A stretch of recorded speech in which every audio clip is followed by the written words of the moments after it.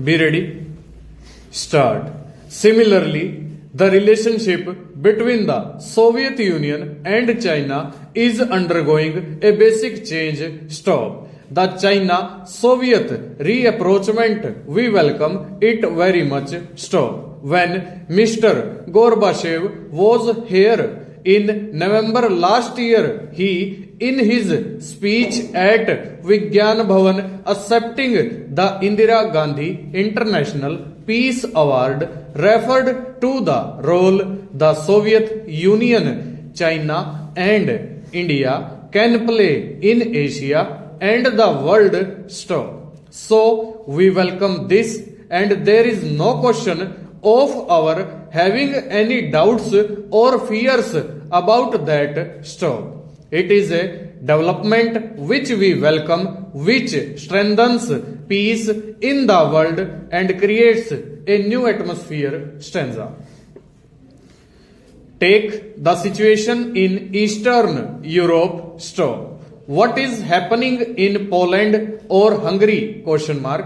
It was inconceivable even 2 years ago, the kind of elections they are having. Solidarity has been recognized. Stop. Now let us come to the role that we have played. Stop. Mr. Gorbachev was in India for the first time in November 1986. Stop. He signed with the Indian Prime Minister the Delhi Declaration. Stop. Honorable members will cast a glance back to 1986 November and recall the Delhi Declaration. Stop. It says, I think, in paragraph 5 that the two countries will work for the establishment of nuclear weapons free world and that non-violence will be the basis of our life. Stop.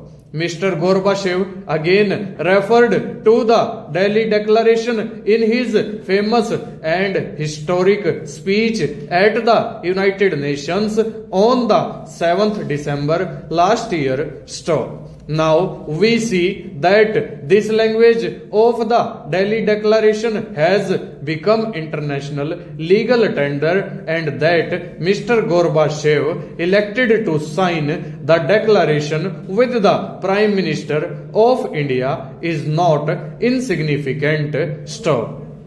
Therefore, we have not from today or yesterday, but for the last 42 years been trying to impress upon the world that the world should get rid of nuclear weapons and that non-violence should be the way of life. Stop. This is a great tribute to the foresight of Pandit Jawaharlal Nehru, who laid down the framework for the foreign policy of India, and he did not in 1947. He did it many years before independence, and the fact that we have found the foreign policy framework laid down by him so useful, so durable, that it is really remarkable that a man should have such a vision that he had. Stop. I cannot really recall the foreign policy of any major country which has not undergone drastic changes. Stop. This has not happened in the case of India. Stop. That shows the correctness of the foreign policy of India that has the support of the Parliament and people of India. Full stop. Over.